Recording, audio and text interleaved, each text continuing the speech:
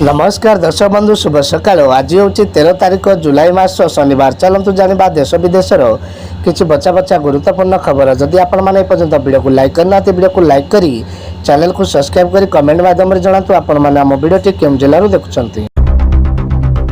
केंद्र सरकार अनेक कल्याणकारी योजना चलाऊँ जो प्रधानमंत्री किसान योजना कार्यकारी होईपरी तेलंगाना रे राईथुआ बंधु योजना कार्यकारी होउछि। वर्षा ऋतु रे राईथुआ बंधु को नाम राईथु भरोसा नाम नामित हेबो एवं 15,000 टंका कृषक अकाउंट को जमा हेबो। एही परिप्रेक्षी रे राज्य रे जिला ज्ञानी सम्मेलन मध्ये आयोजित होई। तेणुकर एही राज्य रे महिला मानकु 60,000 टंका पर्यंत मिलिबो। जनसंख्या वृद्धि के चीन को टपिब भारत। जानतु कहीं बढ़ुची जनसंख्या।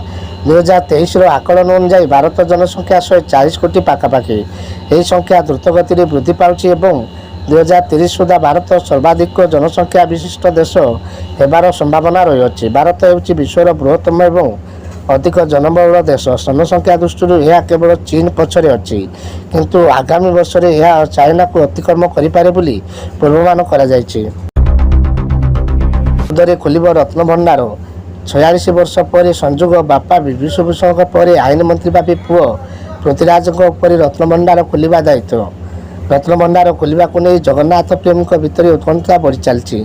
दीर्घ 46 वर्ष पर रत्न भंडार गणति मणित और मरामती प्रस्तुत होती सरकार। हेले रत्न भंडार खोलिबा को नहीं एक बड़ संजोग आपण सामने रखिबु। बापा पर पुओ खोलिबे रत्न भंडार चाबी।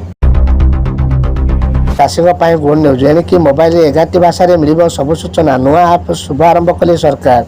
कृषक मानक आर्थिक सहायता जोगाईदेवा उद्देश्य केंद्र सरकार प्रधानमंत्री किसान योजना आरंभ कर मध्यस्थित हस्तक्षेप बिना सीधा सड़क कृषक अकाउंट रे टंका पठाउछंती सरकार।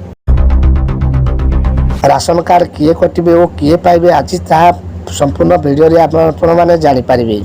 राज्य रे अछंती लक्ष लक्ष फ्लॉप बार जाल राशन कार्ड हिताधिकारी। वर्तमान सुधा 25 लाख बूथ हितकारी चिन्हट होइछि। आगो को यही संख्या आहरी बढ़ी पारे। जनक साक्षात्कार दे यह खाद्य जोगाण और खाउटी कल्याण मंत्री कृष्णचंद्र पात्र।